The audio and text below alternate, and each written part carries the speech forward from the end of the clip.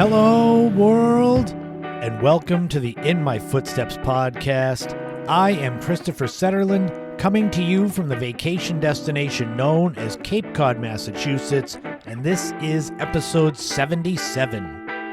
This week's show kicks off with a nearly century-old unsolved Cape Cod murder. We're going to look at the unsolved murder of Clarence Parker from Falmouth, Massachusetts. We're going to take a road trip up north to the smallest capital city in America, that being Montpelier, Vermont. We're going to go way, way back in the day as I look at memories of when sugary cereals went extinct, and I mean sugar just with sugar in its name. There's going to be a brand new top 5 as I look at my picks for the top 5 funniest current stand-up comedians. And of course, there's going to be a brand new This Week in History and Time Capsule, all coming up right now on episode 77 of the In My Footsteps podcast. It's that time of year now as we're in the full grips of summer. Cape Cod, like I said, it's a vacation destination and we get packed with people. So basically when the fall foliage returns to the area, that will be when you'll be able to make a left turn on Route 28. Those that have been to the Cape will get that reference. If not, it's just a metaphor for the traffic that we've got here for the next 6 weeks, 8 weeks. I hope everyone's gotten a chance to go out and enjoy the weather. It's been a way better summer weather-wise than I expected. And the reason I know this is because we're now in mid-July and I still haven't had to put my AC unit in. Now, granted, we've had a couple days where it's been up in the 80s, but it's been perfect weather. I mean, I've really been enjoying it, so I hope you've been outside. Before we get started with the show, I wanted to send a special thank you to my cousin Eddie for donating some coffees. He bought me some coffees on buymeacoffee.com. If you want to go there to buy me a coffee and find the In My Footsteps podcast, any donations go to advertising the podcast, and I'll shout you out like I just did to my cousin Eddie. So thank you so much. But like I always say, you don't have to donate. You can always share the podcast. Word of mouth is every bit as important as donating for advertising. Coming up July 26th at the Water's Edge Cinema in Provincetown is the final screening of the Lady of the Dunes documentary. I've had several segments about this documentary in the book that I'm writing in the archives of the podcast. But coming up, this is the final screening before it goes to distribution. Producer Frank Durant and I, along with Stephen the Medium, Susan the Happy Cape Cod Medium, and others that are involved in the project are going to be at the showing and trying to do some media and such. But I'll share the ticket buying link in the description of the podcast. I don't know how long the tickets are going to be available for. They could very well be sold out by the time you hear this. But it's going to be a fun night, the final screening. It's on the anniversary, the date that the body was found in the dunes of Provincetown, so it's very symbolic. So if you can get there, get there. If not, wait for the distribution of the documentary. And if you can't see that, wait a little longer for my book to come out about it. But we go from one unsolved murder to another to start off episode 77 of the podcast. This one is baffling to me. I did a little research on this person, this case, and it is amazing that in nearly a century there has been nothing in terms of a solution to it. So let's jump right into the nearly century-old unsolved murder mystery of Falmouth, Massachusetts, Clarence Parker, here on episode 77 of the In My Footsteps podcast.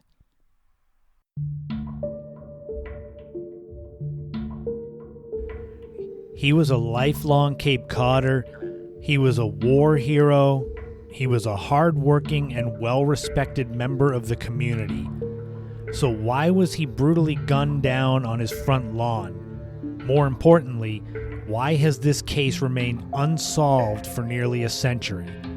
This is the story, as it is known, of the unsolved murder of Falmouth's Clarence Parker. Clarence A. Parker was born in Falmouth on January 15, 1893, to Willoughby and Lillian Parker. He was educated through the Falmouth School District before taking up work at H.V. Lawrence's greenhouses in town. From a young age, Parker was a handsome, jovial, and popular man, the type of person that the community was proud to call one of their own. When World War I broke out, Parker was drafted into the Army. He was assigned to Fort Devens in Ayer, Massachusetts. Before leaving to go to war, Parker married Janet Howitt. Their ceremony was pushed up to September 19th, 1917. The couple would go on to have a daughter named Alice and a son named Gordon while living at 62 Walker Street, close to Clarence's parents. Parker returned to Cape Cod in July 1919 after serving as private at Camp Baranquin in France. He spent much of the 1920s building on his positive reputation, holding town offices such as deputy clerk. The biggest break for Parker came in March 1927 when the Atlantic and Pacific Tea Company, better known as A&P, opened its second Cape Cod store.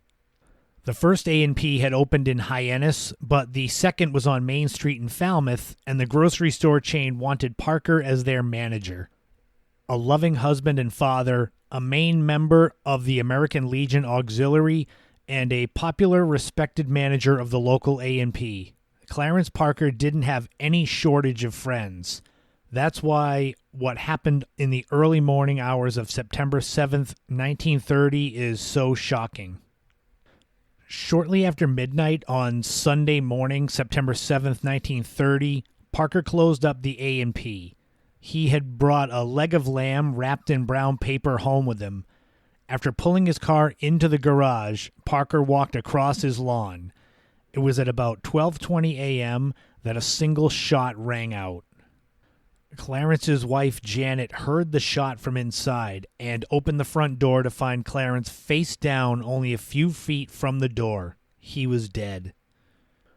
The unknown assailant took the leg of lamb and ran off through the backyard, leaving their revolver behind. The theory was that it was robbery. The assailant thought that Parker had brought the store's money home to be deposited, when in fact he had done that the day before. This was cemented when the leg of lamb was found in a nearby field, opened, likely dumped when it was proven to not be money. Ann Richardson, the owner of the nearby Elm Arch Inn, could only describe a hatless man running across her property after the shooting. The assailant was believed to have escaped in a car parked on Shore Street. A beloved member of the Falmouth community had been coldly killed steps from his front door. The rage from the townspeople was palpable. In total, $4,000, or just under $66,000 when adjusted for inflation to 2022, worth of rewards were offered, including $2,500 from A&P. This was seen as an example of how highly regarded Parker was. Another example was the overflowing services at Parker's funeral. It was hoped and expected that the Falmouth police would solve the heinous crime quickly. What came was a series of leads that would quickly be debunked. The first was only a few weeks later. An abandoned Chrysler car was found near Silver Lake in Kingston. It had suspicious markings on a story about the murder from the New Bedford Standard-Times. However, it was confirmed by state police that the car had been stolen from Stedman Buttrick of Concord, Massachusetts, well after the murder would have taken place. In addition, the car was out of gas and the battery was dead when found. Next came a salacious editorial piece from the Brockton Enterprise. It said that Parker's murder was connected to illegal rum running, going further by surmising that Parker had knowledge of rum gangs' activities, but after refusing to join them was murdered to keep him quiet. Falmouth Police Chief Herbert Lawrence dismissed the rumors. By the end of 1930, there had been no arrests. The reorganization and enlargement of the Falmouth Police Department was demanded and expected due to the perceived failure.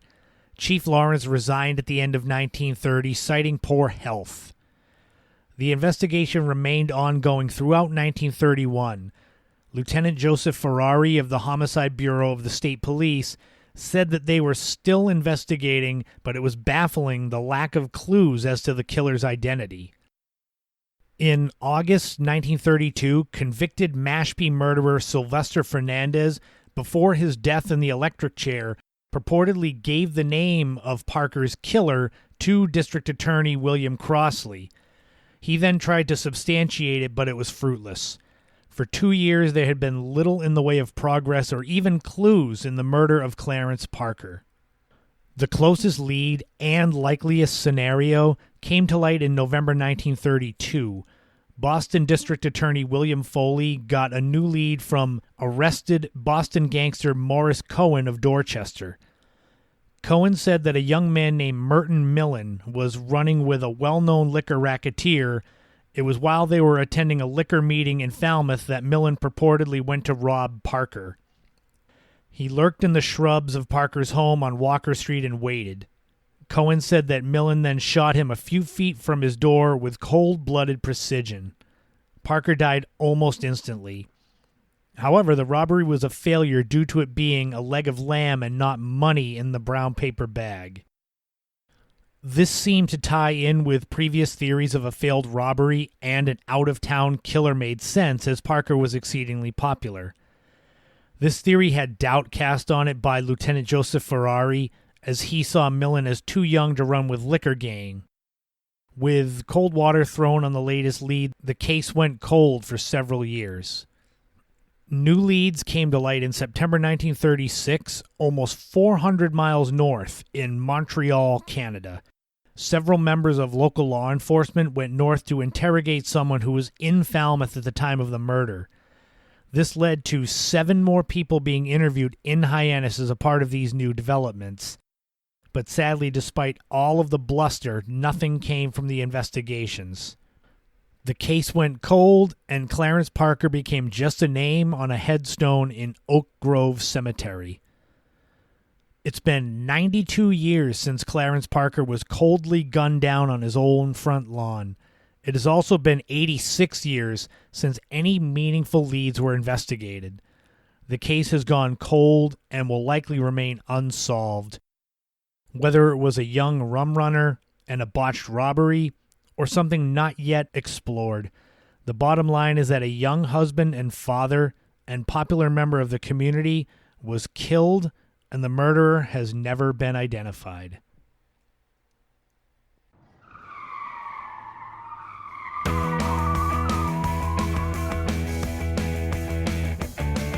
In the United States, it's commonplace for the state capitals to be smaller than the largest cities in the state.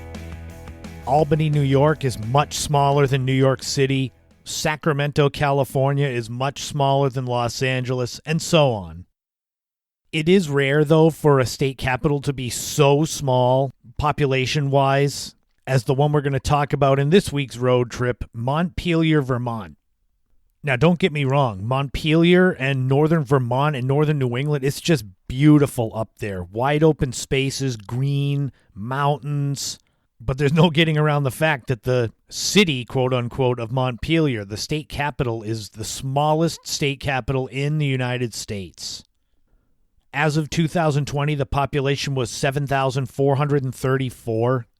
For a comparison, down on Cape Cod, the town of Mashpee has a population of just around 14,000. So it's basically double the size of Montpelier, and anyone who's from Massachusetts or Cape Cod, could you imagine Mashpee being the capital of the state? It's just a weird concept. For a comparison, the second smallest state capital in the country population-wise is Pierre, South Dakota, which has a population roughly around 14,000, just like Mashpee. Montpelier is way up north in Vermont. It's just over 50 miles away from the Canadian border, so that'll give you kind of an idea how far it is to get there. It's also 120 miles northwest of Concord, New Hampshire, so it's not centrally located, but it is a place that you should visit. It's worth going up there. I'm a big fan of architecture and the state capitol buildings and the domes, the golden domes. And those are all very similar in all the states. So that's one where you go to Montpelier and it's very small. And you've got the Winooski River that passes through. That gives a lot of opportunities to take those beautiful riverside photos. It's great. When you go up there for fall foliage, that'll make it all make sense as to why you should go up there. Because obviously summers are shorter the further north you go. So the prime time to go to Montpelier for summer weather is July and August. You can take a drive along Route 2, State Route 2, that goes all through Vermont in general, but through Montpelier as well. Beautiful scenic drives are such a huge part of any road trip, so driving Route 2 to get to Montpelier is just incredible.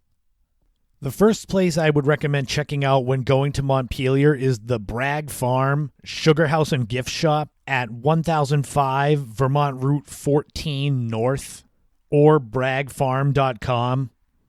The Bragg family's been running this and making their own maple syrup for 8 generations, so you know they know what they're doing. They've got cookies and candies and straight up just maple syrup in jugs, which, let's be honest, real maple syrup from northern Vermont, I mean, that's going to top anything you could get in a typical supermarket. You can get guided tours around the sugar house, and they have tastings so you can sample everything. You can order gift baskets to send to people. The Bragg Farm, this is not something you would expect to find in a typical state capital. So that's what makes Montpelier so special. It's the combination of city/rural, I guess you could say. Go to vermontvacation.com to get a better idea of things to do and see in Montpelier, because I can give you a taste of it and give you ideas that I might enjoy, but everyone's interests are different.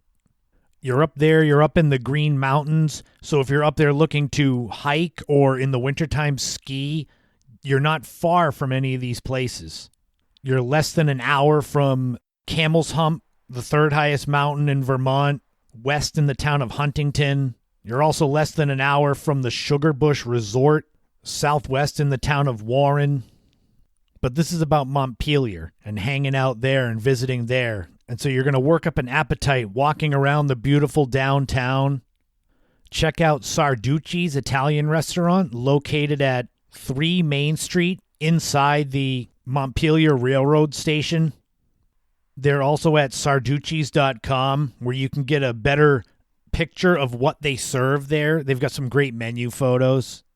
But it's classic Italian fare. If you like Italian food, you're going to find something you love at Sarducci's.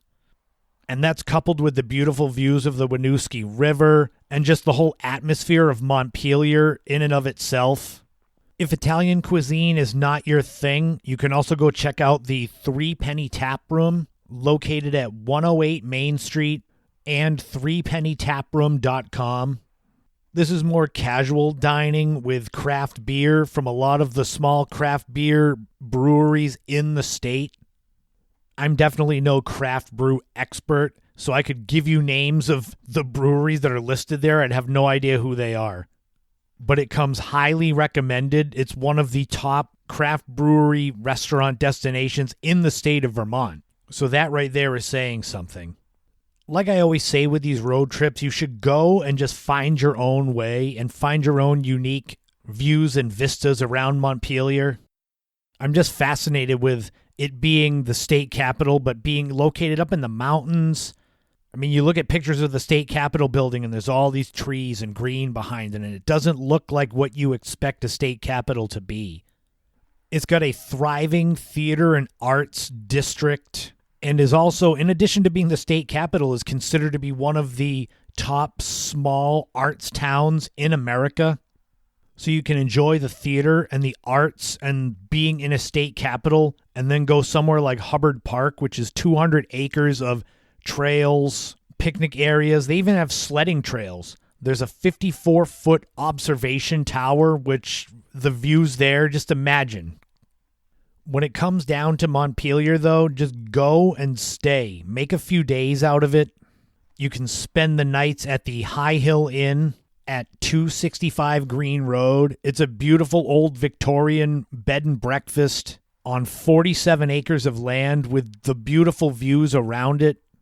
Check out highhillinn.com to get better acquainted with it. You can also visit vtchamber.com to get better acquainted with Montpelier, things to do, things to see, where to eat. I mean, I gave you places that I looked into that I would enjoy and shared them with you, but you're interests will definitely differ from mine. Montpelier is 180 miles from Boston, so a day trip, you can do it, but it's going to be rushing it. I highly recommend taking a few days, enjoy it, take your time, visit every little nook and cranny that you can, walk along the Winooski River, visit Bragg Farm. It's a rare mix of small mountain town and state capital. That's what makes Montpelier special. Thriving arts and theater district, delicious restaurants, water views, and you can go any time of the year. Fall foliage, skiing, enjoying the warm summer weather in the green. Just point your car and go, and you won't be disappointed. And I'll be back with the next road trip to give you ideas of beautiful places to visit in New England and beyond.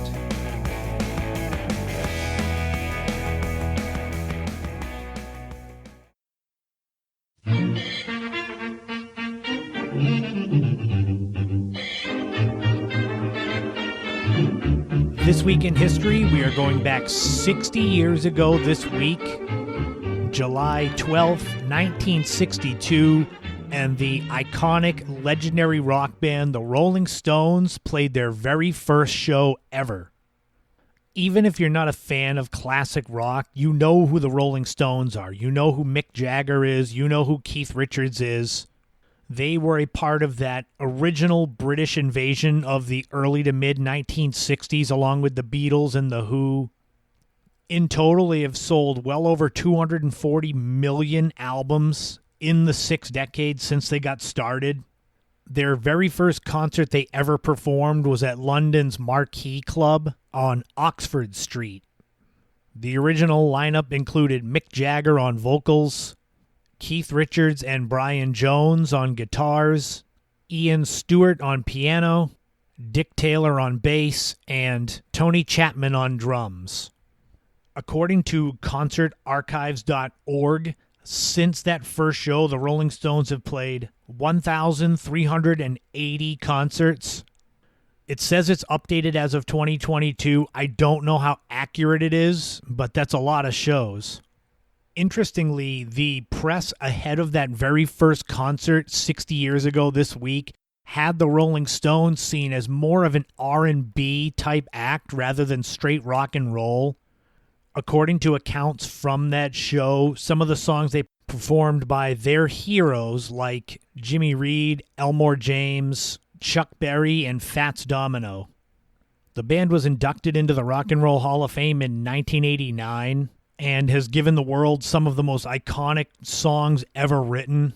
I Can't Get No Satisfaction, Gimme Shelter, Brown Sugar, Ruby Tuesday, Miss You, Sympathy for the Devil, Jumping Jack Flash, Paint It Black. I could literally just go on for the next 15 minutes naming off famous Rolling Stones songs. I think most of you out there at least know one of those that I just said.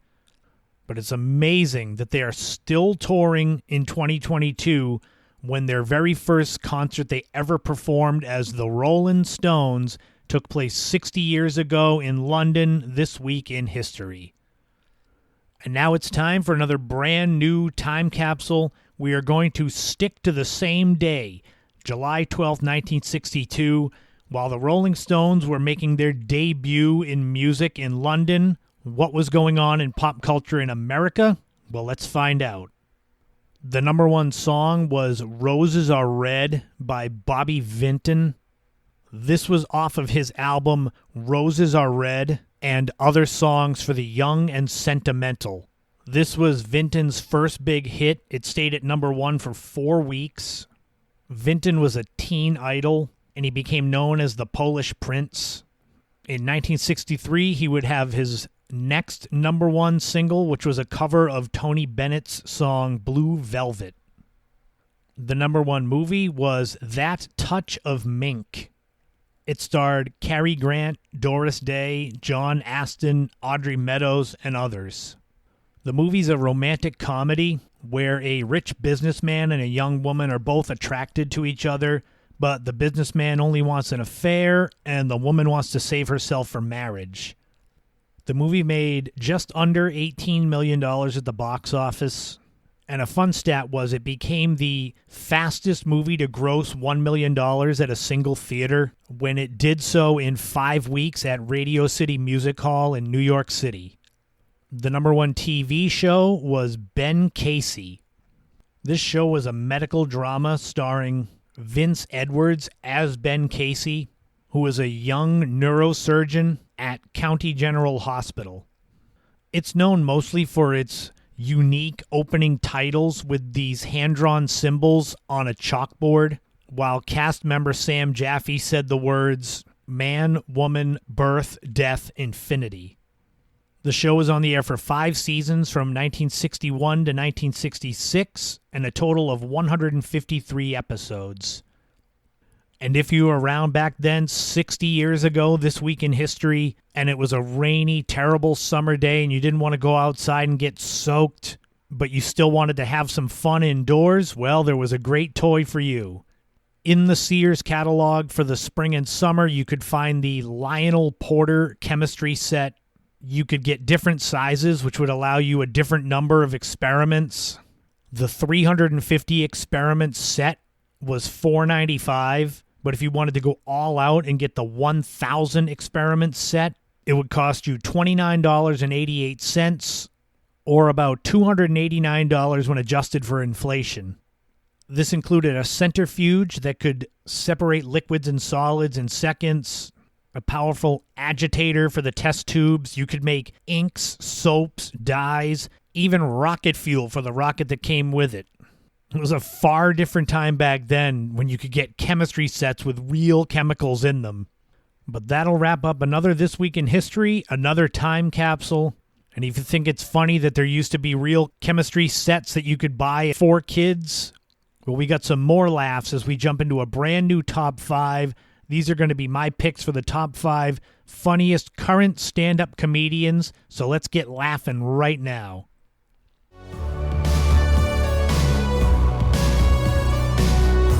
This top 5 is sure to give people debate, but also give you a lot of laughs, as we're going to look at the top 5 funniest current stand-up comedians. Naturally, this is my opinion, and the other caveat is these have to be comedians that are either on tour or have recently been on tour or are actively touring, because I'm going to at some point do my favorite all-time stand-up comedians and the best from each decade, etc. These names will give you some to go see if they come touring to your area.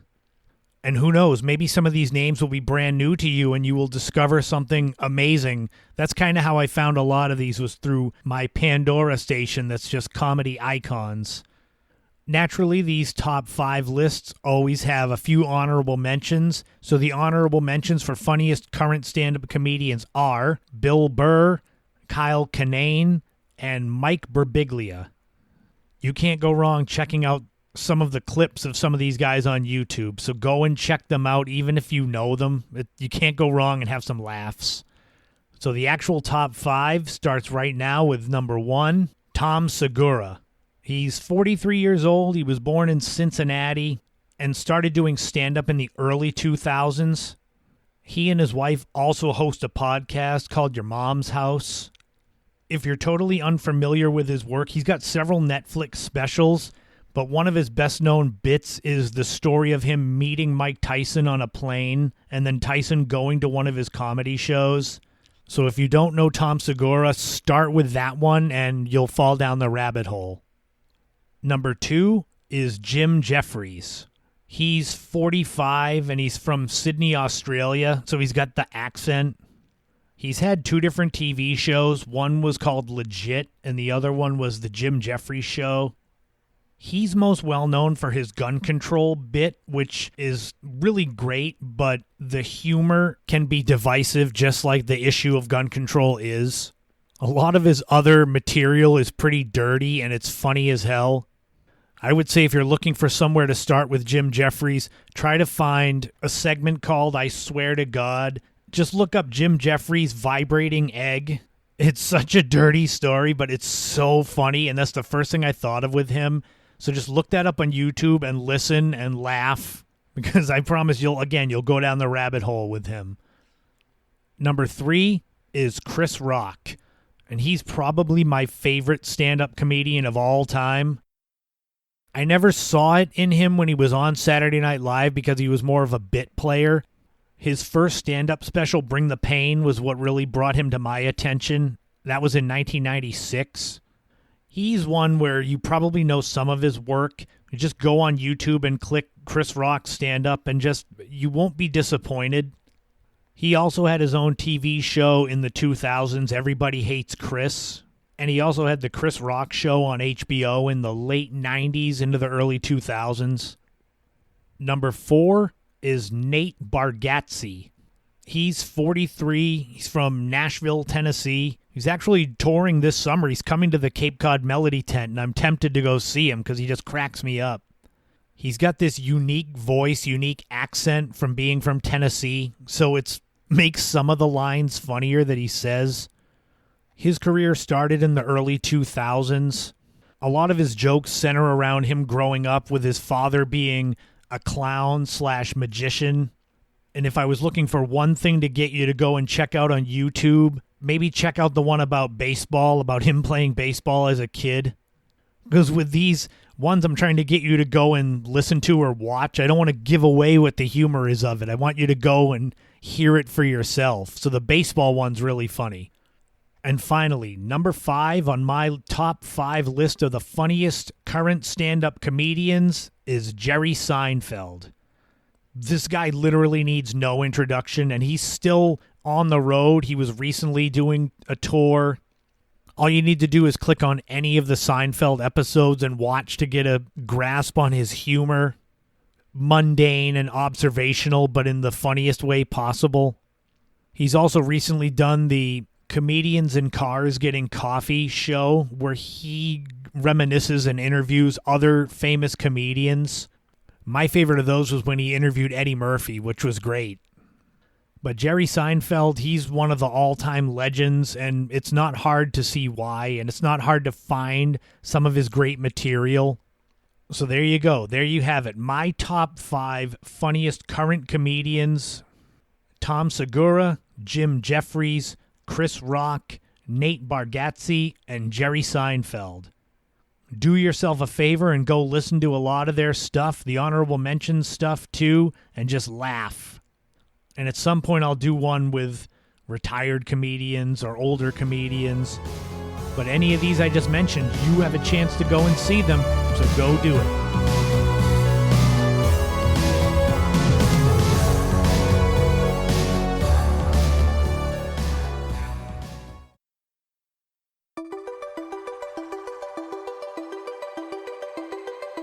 For me, growing up as a child of the 1980s, there were very few things better than waking up on a Saturday morning, knowing you didn't have school, getting to go out in the living room, turn on some Saturday morning cartoons, and grab a big bowl, grab the milk, and grab the best sugary cereals possible and have just an amazing morning.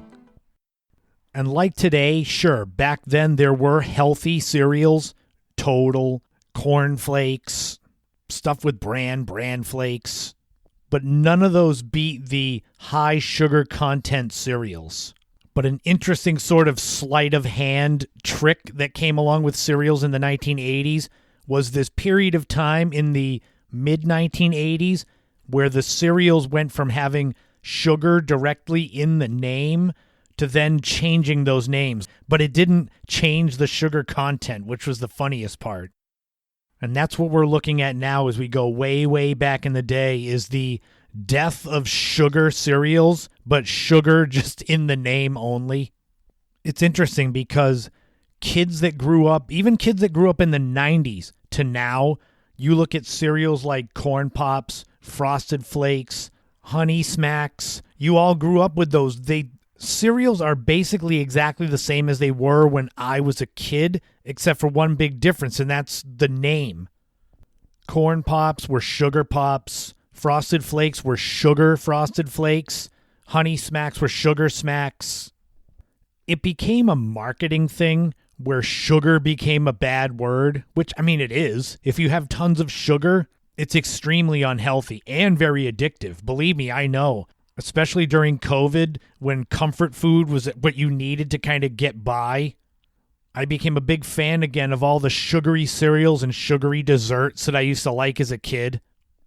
But back when I was 7, 8, 9 years old, eating these cereals, I had no worries about that. A kid's metabolism is so much better than an adult's. That's another thing I've learned. So it was something I didn't notice when I was a kid, that my Sugar Pops were now Corn Pops, or Frosted Flakes used to be Sugar Frosted Flakes. I didn't notice that. So it was in the mid-'80s, 1984-ish, where the marketing changed and cereals with the sugar in the name were dropped. But like I said, all they did was change the name and take sugar out. They didn't actually make them healthier. Sugar Smacks becoming Honey Smacks did not make it healthier. I was doing research and I found an article from 2011 on the cereals, the 10 with the highest sugar content, and this is in 2011. So we're talking more than 25 years after they took sugar out of the names of some of these cereals. And some of the ones that made the top 10 are what you'd expect. They were probably your favorites. They were my favorites. Some of them are still my favorites. Fruit Loops, they said, is 41% sugar. Apple Jacks is almost 43%. Captain Crunch is over 44% sugar. Golden Crisp is just under 52%. And the king of sugary cereals, at least back then, was Honey Smacks, which was over 55% sugar. And those were ones that I still love. I love Apple Jacks. I don't know if any of you out there remember this in the 80s, and it might still be the same now, but you get to the bottom of the box of cereal, and there would just be this residue, almost like it was a spoonful of sugar in there, or several spoonfuls. I noticed it a lot in Sugar Smacks or Fruit Loops or really Cinnamon Toast Crunch when you get to the bottom and it's just cinnamon and sugar that you could just dump on your cereal. The idea of the United States having super high sugar cereals like Lucky Charms and Fruity Pebbles, it's not just an America thing. It seems to be English-speaking countries. So the United Kingdom, Australia, they, along with the United States, it seems like we three countries are the ones that love our sugary cereals the most. But let's be honest, like I said at the beginning of this, they took the words sugar out of the cereal so it wasn't prominent on the front of the box, but all it was lip service. I named you the highest sugar content cereals just from 2011, and those all are the same as they were in the 80s. And even back then, I'm sure children of the 80s remember cereals like OJ's or ice cream cones or Nerds, where it was cereals that were obviously high in sugar. They just didn't say it. Seriously, though, as a kid, though, would you rather have ice cream cone cereal or Wheaties? Even though Wheaties would have Michael Jordan on it, I'd rather have sugar cereal. It was in the late 1970s where the Federal Trade Commission began looking at cereals and cereal companies because they're mostly marketed towards kids. And you know this, if you grew up in the 80s, 90s, or you're a parent now. It's not quite as prevalent now, but especially the 80s with the mascots that were with these cereals. Toucan Sam or Sonny the Cuckoo Bird from Cocoa Puffs. The Three Bakers with Cinnamon Toast Crunch. Dig 'em the Frog. Or that Sugar Bear from Sugar Smacks. It's all geared towards kids. It's the similar thing with fast food restaurants back in the day, especially when they had the kids' meals and Ronald McDonald. So that's kind of where the hammer began to fall on the cereal companies, where they at least made them take sugar out of the name. And then there became the movement towards healthier cereals made with whole grain, quote unquote. That was front and center. It still is. Because there were always healthier cereals, Special K, like I said, Total, Wheaties. But then you started getting ones like Kashi that I guess were marketed more towards the adults that were now looking to get healthier. Because God knows as a kid, if you want cereal, you want the sugar. Just like if you're going to go to a fast food restaurant, you're not going to get a salad. You're there for a certain reason. But you who grew up in the 80s or 70s, do you remember the sugary cereals and what were your favorites? And are they still the same now? And another thing is, if you grew up then, when you had kids, did you buy them the same sugary cereals that you got? Or did you start to lean in more towards the healthier ones. Don't make the same mistakes I did, something like that. I do remember, though, those 1980s cereals, the mascots, the sugar. They would get the toys inside, or you could cut off the box tops and send it away for better toys. They obviously continued gearing these cereals towards kids, because I remember the classic 1980s and 90s cereal commercials. I did always find it funny that they said cereals were part of a complete breakfast.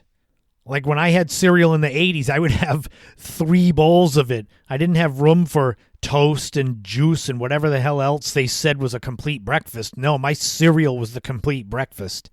Portion control was not on my radar as a child, so I'd have almost a full box of cereal sometimes, almost a full bag of Doritos sometimes. God bless my mother and stepfather for putting up with me as a growing child. Although I guess cereal and Doritos is a lot cheaper than if I had a hankering for lobster. But an interesting thing happened where it all became cyclical. Now think about this, that sugar was the word that, oh God, we can't have that front and center with our advertising for our cereals. Do you remember in more recent times, high fructose corn syrup became that same thing? Oh no, we can't have that in our products. Have you noticed that some sodas out there now say they're made with real sugar, like that's something great? It's incredible how that happens. That sugar was the bad word, and then high fructose corn syrup was worse. So it's like, well, no, we use real sugar. It's like, wait, I thought sugar was bad 40 years ago. What made it different now? Honestly, it's all advertising and marketing tricks. New and improved, new look, same great taste. But the cereal thing was interesting for me. It was something I wanted to talk about on the podcast. I haven't gone into detail as far as favorite cereals because those are top 5 lists that I want to do. Favorite cereals when I grew up, or weirdest cereals, or the quickest discontinued, all that stuff. But do you remember when cereals had sugar in the name? Because I clearly remember Sugar Pops and Sugar Smacks and Sugar Crisp. Drop me a message, ChristopherSetterland@gmail.com. Let me know about your favorite cereals growing up. And I'm sure that there'll be an upcoming top 5 or another back in the day where we dive deeper into the great old days of 80s sugary cereals and Saturday morning cartoons and all that good stuff. That's going to do it. That's going to wrap up episode 77 of the In My Footsteps podcast. Thank you to everyone who has been tuning in. The last couple of months, June, July, have been the best for the podcast. I'm so thrilled.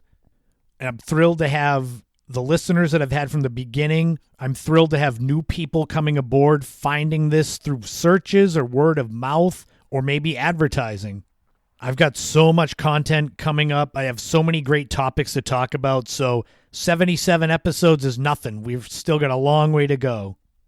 And if you're not sick of me, sick of my content, go find me all over social media, Twitter, Instagram, Facebook fan page, YouTube, the In My Footsteps podcast blog, my homepage, ChristopherSetterland.com.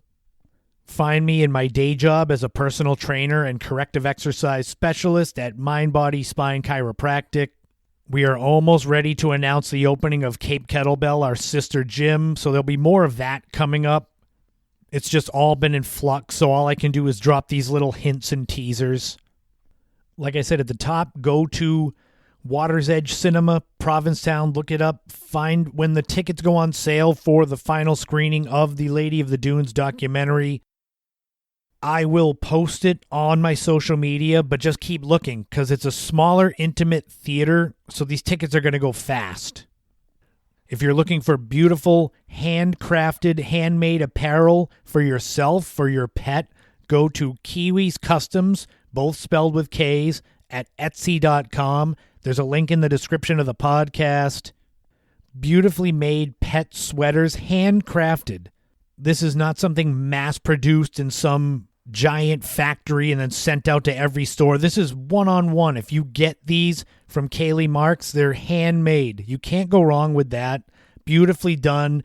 She's doing handcrafted stuffies, stuffed animals, fairy hats, bonnets, necklaces, and she takes requests. That's the thing, is if you go to her shop and see something that is sort of what you might want, you can always ask. But Kaylee is building her brand and growing her talent and expanding her business. So go to Kiwis Customs, Etsy.com, click the link in the description. You will not be disappointed. Coming up next week is going to be episode 78 of the podcast. This is going to be the monthly bonus episode, so it's a little bit shorter. It's a deep dive into one topic.